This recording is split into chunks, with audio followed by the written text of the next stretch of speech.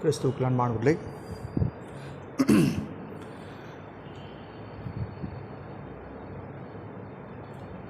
இந்த நாளிலும்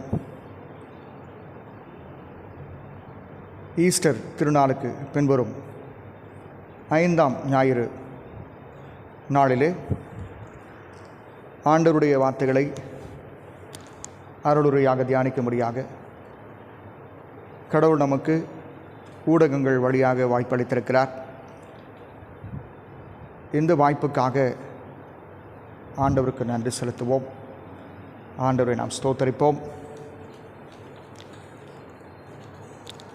அருட்பணிக்கான அடையாளமாக கிறிஸ்துவின் அழைப்பு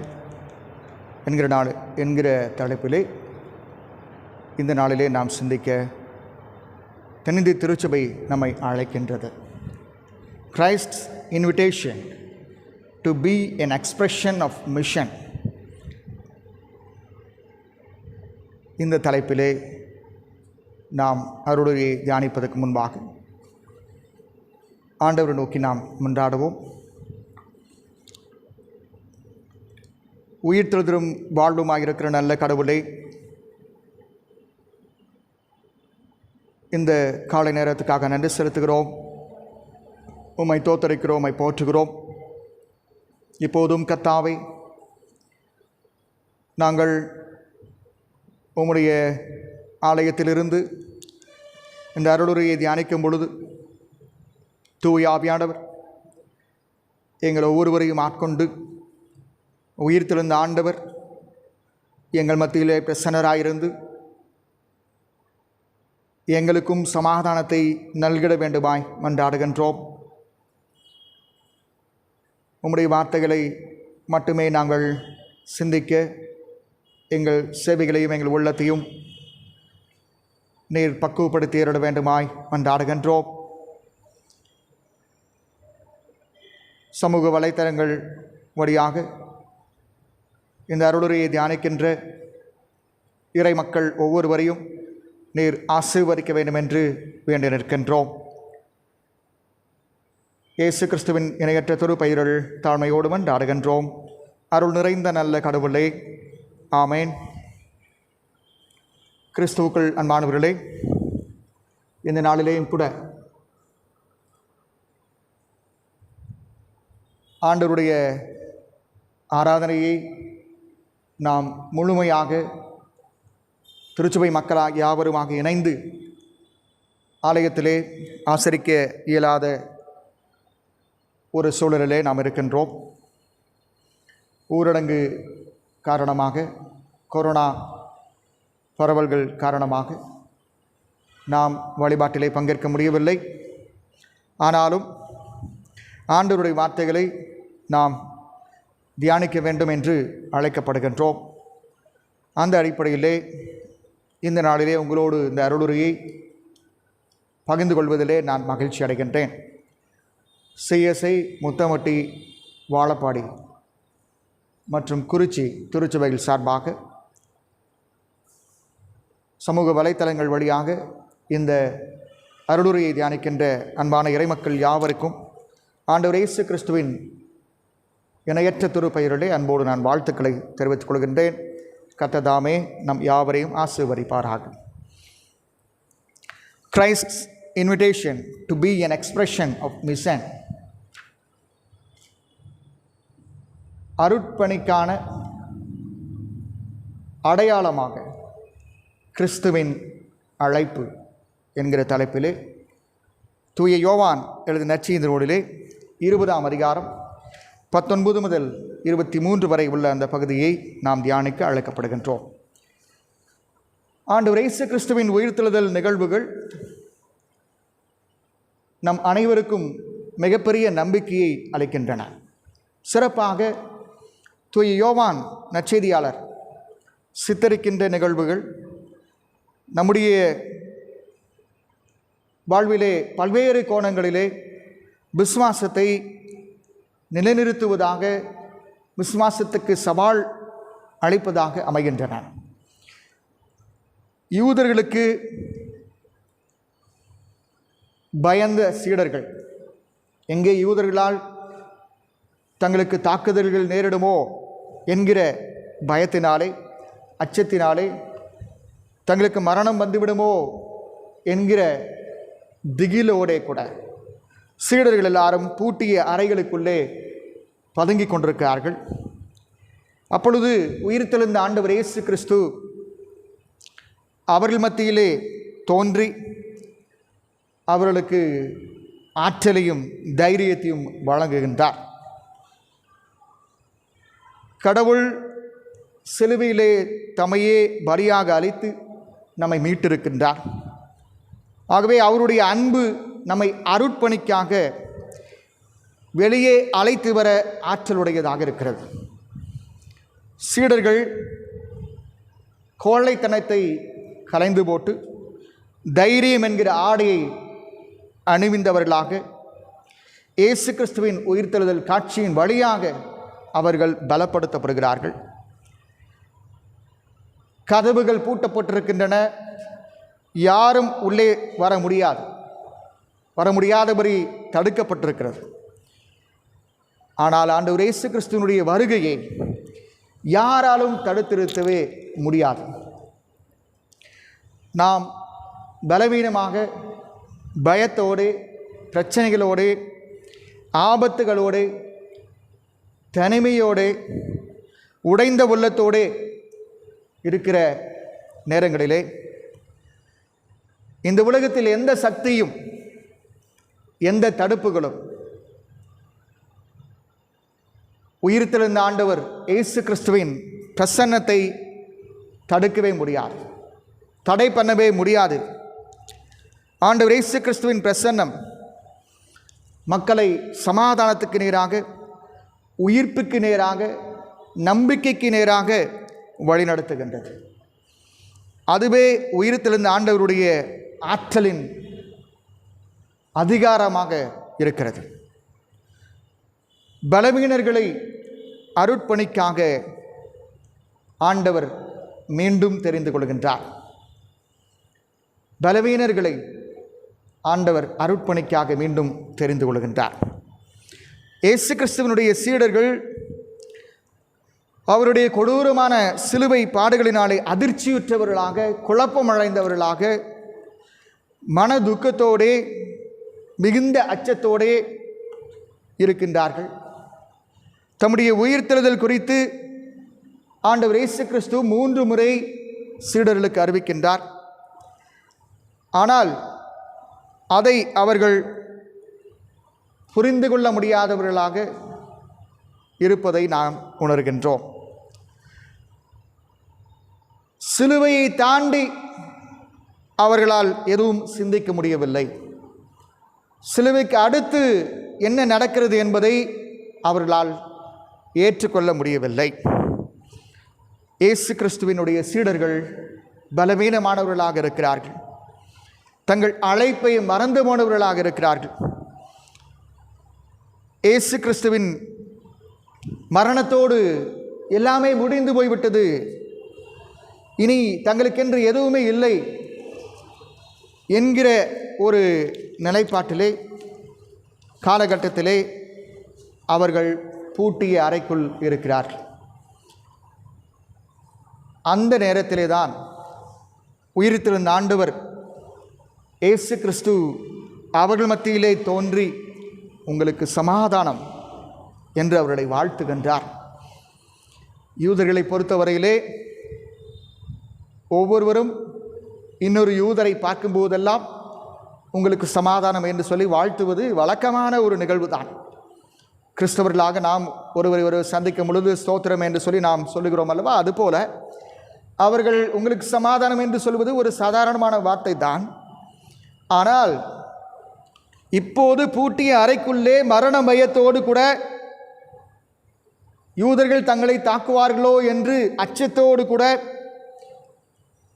நம்பிக்கை இழந்த நிலையிலே, சோர்வுற்ற நிலையிலே இருக்கின்ற அந்த சீடர்களை பொறுத்தவரையிலே ஆண்டவர் இயேசு கிறிஸ்து அவர்கள் மத்தியிலே தோன்றி தடைகளை எல்லாம் தாண்டி ஆண்டவர் உள்ளே வந்து நின்று உங்களுக்கு சமாதானம் என்று வாழ்த்து கூறுவது அவருடைய வாழ்விலே ஒரு புதிய அர்த்தத்தை, ஒரு புதிய பொருளை, ஒரு புதிய நம்பிக்கையை ஏற்படுத்தக்கூடியதாக அமைகின்றது.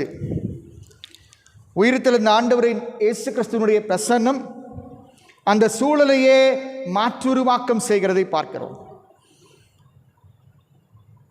Transformed the whole situation. The presence of our Lord Jesus Christ transformed the whole situation. சமாதானம் இழந்த நிலையை மாற்றி சமாதானத்தை அவர்களுக்கெல்லாம் அளித்தது. அச்சம் நிறைந்த நிலையை மாற்றி அவர்கள் அனைவருக்கும் தைரியத்தை அளித்தது. விசுவாசம் இல்லாத ஒரு சூழ்நிலையில் இருந்த சீடர்களுக்கு ஒரு மாபெரும் விசுவாசத்தை அது அளித்தது. துக்கத்தோடு இருந்த சீடர்களுக்கு மகிழ்ச்சியை அளித்தது. ஆண்டவர் இயேசு கிறிஸ்துவினுடைய உங்களுக்கு சமாதானம் உண்டாவதாக என்கிற அந்த வார்த்தைகள் சீடர்களுக்கு வாழ்வின் முழுமையை அவர்களுக்கு எடுத்து காட்டியது, முழுமையை நோக்கி வழிநடத்தியது. உலகத்தினின்று சீடர்களை விலக்கி வைத்திருந்த, தனிமைப்படுத்திக் கொண்டிருந்த அந்த பூட்டிய கதவுகள், அவைகளெல்லாம் திறந்து கொண்டு அவர்கள் வெளியே வருவதற்கு உயிர்த்தெழுந்த ஆண்டவர் அவர்களை ஆற்றல் படுத்துகின்றார். அருட்பணி செய்ய பயந்து கொண்டு பூட்டிய அறைகளுக்குள்ளே ஒளிந்து கொண்டிருந்த அந்த சீடர்களை உங்களுக்கு சமாதானம் என்று ஆண்டவர் இயேசு கிறிஸ்து கூறிய அந்த வார்த்தைகள் தான் மாபெரும் தைரியத்தோடு கதவுகளை திறந்து கொண்டு வெளியே வந்து அருட்பணி ஆற்றுவதற்கு அவர்களுக்கு ஆற்றலை அளித்தது, பலனை அளித்தது, விசுவாசத்தை அளித்தது. பிரியமானவர்களே, பலவீனர்களை தமக்கென்று தெரிந்து கொண்டார் என்று சிந்தித்தோம். இரண்டாவதாக, தேடுவதற்காக அவர்களை தெரிந்து கொள்கின்றார். உயிர்த்தெழுந்த ஆண்டவர் இயேசு கிறிஸ்து தாம் சிலுவையிலே பட்ட பாடுகளின் அடையாளமாயிருக்கின்ற அந்த தழும்புகளை தேடுகின்ற அனுபவத்தை சீடர்களுக்கு கொடுக்கின்றார். சீடரும் அருட்பணியிலே, ஊழியத்திலே அவர்களுக்கு ஒரு அடையாளமாக, ஆற்றல் தருகின்ற ஒன்றாக தம்முடைய கைகளிலும் தம்முடைய விழாவிலும் இருக்கிற அந்த தழும்புகளை தேடும்படியாக அவர்களை அழைக்கின்றார். கடவுளுடைய ஊழியத்திற்கு மையமாக இருக்கின்ற மக்களை, மனிதர்களை, மானிடரை தேடுவதற்கான உந்துதலை ஆண்டவர் இயேசு கிறிஸ்துவினுடைய பிரசன்னம் அவர்களுக்கு அளிக்கின்றது. அறைக்குள்ளே தாங்கள் பதுங்கிக் கொண்டிருப்பதனாலே, ஒளிந்து கொண்டிருப்பதனாலே எந்தவித பயனும் இல்லை. இயேசு கிறிஸ்து தம்மை போலவே பாடுகளை அனுபவித்த, தழும்புகளோடு இருந்த துன்புறுகிற மக்களை இந்த சீடர்கள் தேட வேண்டும் என்று விரும்புகின்றார். அதற்கு ஒரு அடையாளமாகத்தான் தன்னுடைய தழும்புகளை அந்த சீடர்களுக்கு காண்பிக்கின்றார். இன்றைக்கும் எத்தனையோ மக்கள் பாடுகளை அனுபவித்து தழும்புகளோடு இருக்கிறார்கள், வேதனைகளோடு இருக்கிறார்கள். அவர்களையெல்லாம் நீங்கள் தேடுங்கள், அவர்களுக்கெல்லாம் நம்பிக்கையின் வார்த்தைகளை பகிருங்கள், அவர்களுக்காக பாரத்தோடு மன்றாடுங்கள், அவர்களுக்காக சேவை புரியுங்கள், அவர்களை குணமாக்குங்கள் என்கிற ஒரு முன் ஆயத்தத்தை செய்வதற்காகவே ஆண்டவர் இயேசு கிறிஸ்து இந்த தழும்புகளை தேடுவதற்கு அவர்களை அழைக்கின்றார். தேடுதல் கிறிஸ்துவனுடைய சீடர்களுக்கு ஒரு சவால் நிறைந்த பணிதான். தேடுதலுக்கு நிச்சயமாகவே தைரியம் வேண்டும், பரிவு வேண்டும், அன்பு வேண்டும். அவைகளெல்லாம் அவசியமாக இருக்கிறது. இயேசு கிறிஸ்து தம்முடைய ஊழியத்தின் போது தெளிவாக கூறுகின்றார், தூய மத்தேயு 6:33 முதலாவது கடவுளுடைய ராஜ்யத்தையும் அவருடைய நீதியையும் தேடுங்கள் என்று. கடவுளுடைய ராஜ்யத்தை தேடும்படியாக அந்த சீடர்களை ஆண்டவர் அழைத்திருக்கிறார். அதுதான் அவருடைய தலையாய பணியாக ஆண்டவர் கூறியிருக்கிறார். ஆண்டவர் இயேசு கிறிஸ்து தங்கள் அருகில் வந்ததாலும் அவருடைய ஆணைகளால் அடிக்கப்பட்ட அந்த கரங்களினுடைய தழும்புகளை கண்டதாலும் ஒரு மாபெரும் மாற்றம் அந்த சீடர்களுக்குள்ளே நிகழ்கின்றது. மாபெரும் மகிழ்ச்சி அவர்களுக்குள் பொங்கியது. மனச்சோர்வோடே, நம்பிக்கை இழந்த நிலையிலே, பயத்தோடே இருந்த அந்த சீடர்கள் நம்பிக்கையை நோக்கி, தைரியத்தை நோக்கி, விசுவாச உறுதியை நோக்கி இப்போது பயணிக்க தொடங்குகிறார்கள். ஏற்கனவே இயேசு கிறிஸ்துவினாலே அவர்கள் அழைக்கப்பட்டிருந்தார்கள். என் பின்னே வாருங்கள், நான் உங்களை மனிதர்களை பிடிக்கிறவர்கள் ஆக்குவேன் என்று ஆண்டவர் அவர்களை அழைத்திருக்கிறார். அந்த தெரிந்து கொள்ளப்பட்ட சீடர்கள் அவர்களை இப்போது இந்த நிகழ்ச்சியின் வழியாக மீண்டும் அருட்பணிக்கென்று அவர் அழைக்கின்றார், திருநிலைப்படுத்துகின்றார், தெரிந்து கொள்கின்றார். பிதாவாகிய கடவுள் தம்மை இந்த உலகத்துக்கு அனுப்பியது போல தம்முடைய சார்பாளர்களாக, தம்முடைய பிரதிநிதிகளாக, தன்னுடைய பின்னடியார்களாக, சீடர்களாக இவர்கள் யாவரும் இந்த உலகத்துக்குள் செல்ல வேண்டும் என்று அவர்களை அனுப்புகின்றார். இந்த முறை சீடர்களை ஆண்டவர் தயார்படுத்திய பொழுது உயிர்த்தெழுந்த ஆண்டவரின் திருப்பெயராலே பிரசங்கிக்கவும், போதிக்கவும், அற்புதங்களை செய்யவும் அவர்களை தெரிந்தெடுக்கின்றார், ஆயத்தப்படுத்துகின்றார்.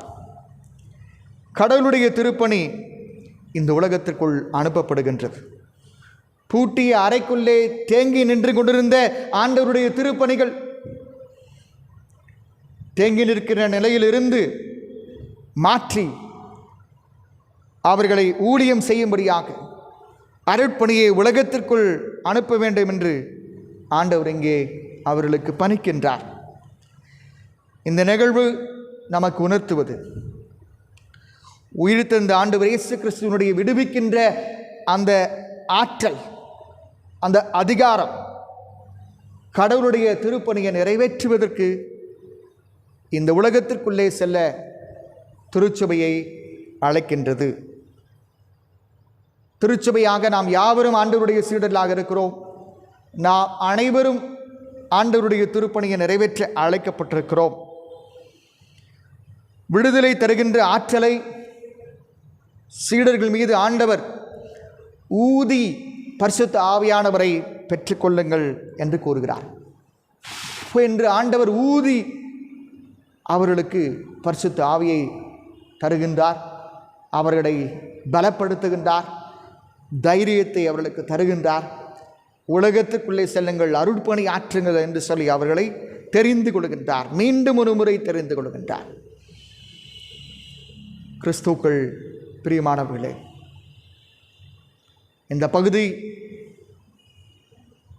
என்றைக்கோ ஒரு ஆண்டுக்கு முன்னாகவே இந்த ஈஸ்டர் திருநாளுக்கு பின்வரும் 5ஆம் ஞாயிறுக்கென்று இறையியலாளர்கள் தேர்ந்தெடுத்து இந்த நாளிலே இதை சிந்திக்க வேண்டும் என்று அவர்கள் நமக்கு பாடமாக அளித்திருக்கிறார்கள். ஆனால் இன்றைய நாளிலே இந்த பகுதி மிக மிக பொருத்தமான ஒரு பகுதியாக நமக்கு அமைவதை பார்த்து நம் அனைவருக்கும் அது ஆச்சரியத்தை தருகிறது. பிரியமானவர்கள், இந்த திருச்சபை வழிபாட்டு முறை கொடுக்கின்ற இந்த பகுதி ஊரடங்கு காலத்திலே கொரோனா பெருந்தொற்று தீவிரமாக, அதிதீவிரமாக பரவிக்கொண்டிருக்கிற ஒரு சூழலிலே ஒருவேளை அன்றைக்கு அந்த சீடர்கள் ஆண்டவர் இயேசு கிறிஸ்துவினுடைய சிலுவை மரணத்தை முன்னிட்டு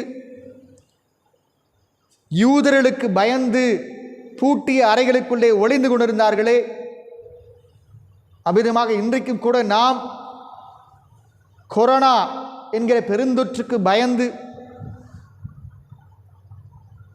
பூட்டிய அறைகளுக்குள்ளே ஒளிந்து கொண்டிருக்கிறோம். ஊரடங்கு அறிவிக்கப்பட்டு யாரும் வெளியே செல்ல முடியாத ஒரு சூழ்நிலையிலே கதவுகளை பூட்டிக் கொண்டு உள்ளே ஒளிந்து கொண்டிருக்கிறோம். ஒரு திகில் நம்மையும் ஆட்கொண்டு கொண்டிருக்கிறது. ஒரு பயம் நம்மை ஆட்கொண்டு கொண்டிருக்கிறது.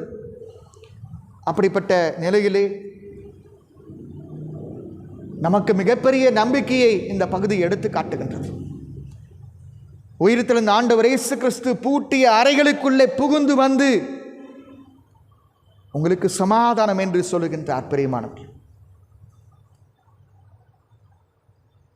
பூட்டிய அறைகளுக்குள்ளே நாம் ஜெபிக்கின்ற ஜெபத்தின் போதும் கூட, நம்முடைய ஜெப வேலையின் போதும் கூட, நம்முடைய குடும்ப ஜெபங்களிலே, தனி ஜெபங்களிலே கூட உயிர்த்தெழுந்த ஆண்டவர் இயேசு நமத்திலே பிரசன்னராகி நமக்கும் உங்களுக்கு சமாதானம் உண்டாவதாக என்று சொல்லுவார். நமக்கும் அதே வார்த்தைகளை சொல்லி ஆண்டவர் இயேசு கிறிஸ்து நம்மை பலப்படுத்துவார், நம்மை தேற்றுவார், நம்மை ஆசீர்வதிப்பார், நம்மை வாழ்த்துவார். அந்த வாழ்த்து, அந்த ஆசீர்வாதம், அந்த சமாதானம் நமக்கு உரியதாய் மாற வேண்டும் என்றால் நாம் பூட்டிய அறைகளுக்குள்ளே ஆண்டவரை தேட அழைக்கப்படுகின்றோம். கடவுளுடைய ராஜ்யத்தை தேட அழைக்கப்படுகிறோம். பிரியமானவர்களே, பாரத்தோடு மன்றாட அழைக்கப்படுகின்றோம். அப்படி நாம் ஜெபிக்கும் பொழுது, மன்றாடும் பொழுது, முழங்கால்களை முடக்கி ஆண்டவரிடத்திலே நம்மை ஒப்படைக்கும் பொழுது, அன்றைக்கு அந்த சீடர்களுக்கு காட்சியளித்த அதே ஆண்டவர் நமக்கும் காட்சியளிப்பார், நம்மையும் பலப்படுத்துவார். இந்த பூட்டிய அறைகளுக்குள்ளிருந்து வெளியே செல்லுவதற்கு ஆண்டவர் நமக்கு தேவையான தைரியத்தை தருவார், வாய்ப்புகளை தருவார். ஒருவேளை ஊரடங்குகள் முடிந்த பிறகு நாம் வெளியே சென்று அருட்பணியை தொடர்வதற்கு, ஆண்டவருடைய ஊழியத்தை செய்வதற்கு, நற்செய்தியை அறிவிப்பதற்கு, துன்புறுகிற மக்களுக்கு ஆறுதலை அளிப்பதற்கு, நோயுற்றோருக்கு குணமாக்குதலை அளிப்பதற்கு கடவுள் நம்மை ஒவ்வொருவரையும் பயன்படுத்த சித்தமுள்ளவராக இருக்கிறார்.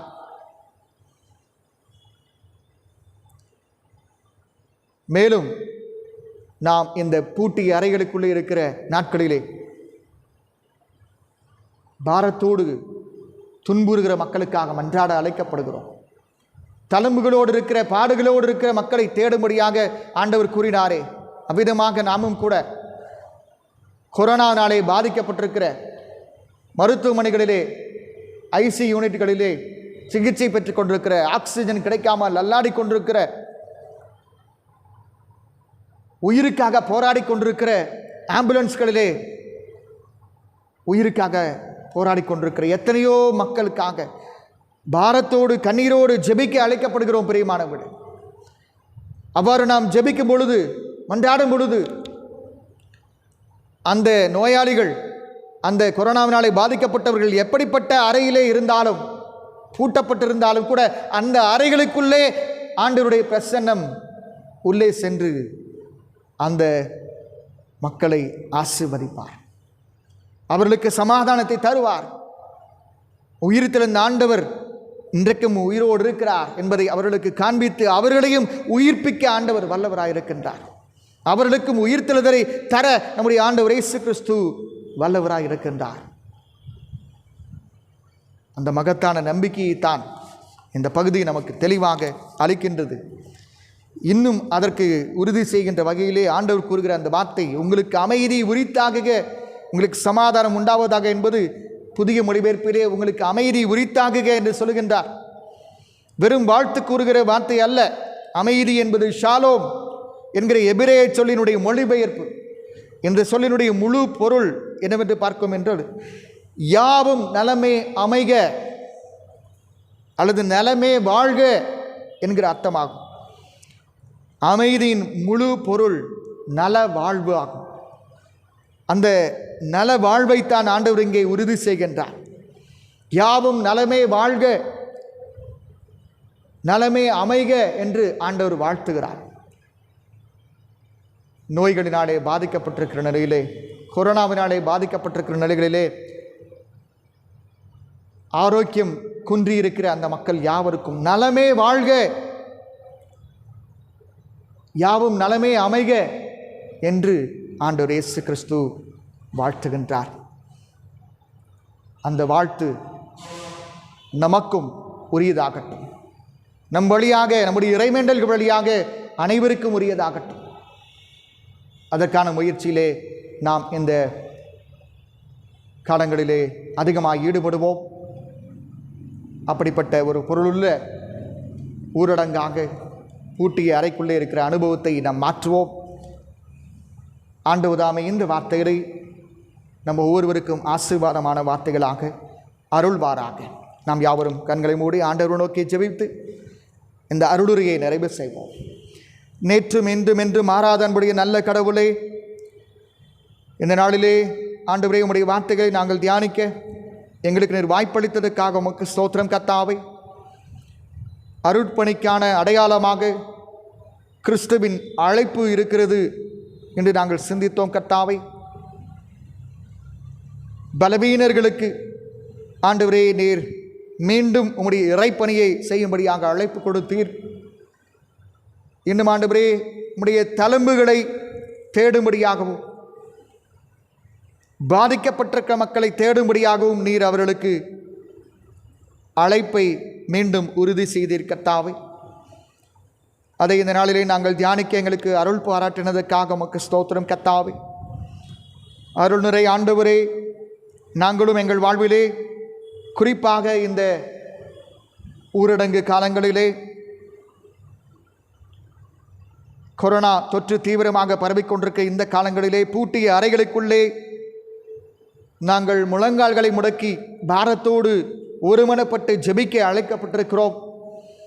அவ்வாறு ஜெபிக்கும் பொழுது அந்த சீடர்கள் மத்தியிலே பூட்டிய அறைகளுக்குள்ளே நீர் வந்து உங்களுக்கு அமைதி உரித்தாகுக என்று சொன்னது போல எங்களுக்கும் அதே அமைதியை நீர் அளிக்க வல்லவராயிருக்கின்றீர். எங்களுடைய இறைவேண்டல்கள் வழியாக கொரோனாவினாலே பாதிக்கப்பட்டிருக்கிற, நோயினால் பாதிக்கப்பட்டிருக்கிற, பாடுபட்டு கொண்டிருக்கிற, தழும்புகளோடு இருக்கிற, வேதனைகளோடு இருக்கிற ஒவ்வொரு மக்களுக்கும் ஆண்டவரே அவர்களுடைய அறைகளுக்குள்ளே நீர் சென்று உங்களுக்கு சமாதானம் என்று வாழ்த்து கூற நீர் வல்லவராயிருக்கிறீர் என்பதை இந்த நாளிலே நாங்கள் புரிந்து கொண்டோம். இந்த அருளுரைக்காக உமக்கு ஸ்தோத்திரம் கர்த்தாவே. நாங்கள் அப்படிப்பட்ட பொருளுள்ள காலங்களாக, எங்களுடைய விசுவாசத்தை இன்னும் அதிகமாய் பலப்படுத்திக் கொள்கின்ற காலங்களாக, உயிர்த்தெழுந்த ஆண்டவரை தேடுகின்ற மக்களாக நாங்கள் வாழ எங்கள் ஒவ்வொருவரையும் ஆசீர்வதித்தருளும். சமூக ஊடகங்கள் வழியாக இந்த நாளிலே இந்த அருளுரையை காண்கின்ற, எங்களோடு இணைந்து ஜெபிக்கின்ற ஒவ்வொருவரையும் அவிதமாக நீர் ஆசீர்வதியும் கர்த்தாவே. அவர்கள் வழியாக ஆண்டவரே எல்லா நோயாளிகளையும் நீர் நலமே வாழ்க என்று வாழ்த்த வேண்டும் என்று, ஆசீர்வதிக்க வேண்டும் என்று, குணமாக்கியரிட வேண்டும் என்று நாங்கள் பாரத்தோடு இறைஞ்சுகிறோம் கர்த்தாவே. கொரோனாவை முற்றிலுமாய் நீர் அழிக்கப் போவதற்காக உமக்கு நாங்கள் நன்றி செலுத்துகிறோம், ஸ்தோத்திரிக்கிறோம், போற்றுகிறோம். எங்களுடைய அன்பான திருச்சுவையின் மக்களை ஆசீர்வதியும். சிஎஸ்ஐ, முத்தம்பட்டி, வாழப்பாடி மற்றும் குறிச்சி திருச்சுவை மக்கள் யாவரோடும், ஒவ்வொரு குடும்பத்தினரோடும் உடைய கிருபை இருக்க வேண்டுமாய் நாங்கள் இறைஞ்சுகிறோம் கர்த்தாவே. ஆயர் குடும்பமாக நாங்கள் அவர்களுக்காக பாரத்தோடு மன்றாடுகிறோம் சுவாமி. அனைவரையும் ஆசீர்வதித்தருளும். துதி கன மகிமை எல்லாவற்றை உமக்கே நாங்கள் ஏறெடுக்கின்றோம். மீண்டும் இப்படிப்பட்ட ஒரு ஐக்கியத்திலே நாங்கள் இணையும் வரை உம் திரு பிரசன்னம் எங்கள் யாவரோடு கூட இருந்து விபத்துகள், ஆபத்துகள், இயற்கை சீற்றங்கள், நோய்கள், பிசாசுக்கரிகள், கொரோனா தொற்றுகள் எல்லாவற்றுக்கும் விலக்கி உடைய இறக்கைகளை மறைவிலே வைத்து நித்தமும் ஆசீர்வதித்து பாதுகாத்து வழிநடத்தி செல்ல வேண்டுமாய் இறைமகன் இயேசு கிறிஸ்துவின் இணையற்ற திருப்பெயரோடே தாழ்மையோடு இந்த இறைவேண்டலை ஏறெடுக்கின்றோம். அருள் நிறைந்த நல்ல கடவுளே, ஆமேன். என் ஆத்துமாவே கர்த்தரை ஸ்தோத்திரி, என் முழுமை பரிசுத்த நாமத்தை ஸ்தோத்திரி. என் ஆத்துமாவே கர்த்தரை ஸ்தோத்திரி, கர்த்தர் செய்த சகல நன்மையில் மறவாதே. ஆமேன்.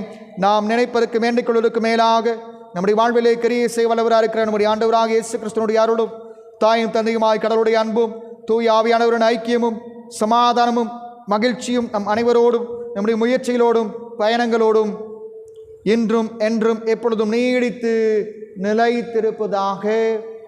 ஆமேன், ஆமேன். ஸ்தோத்திரம். கர்த்தர் உங்களோடு இருப்பாராக.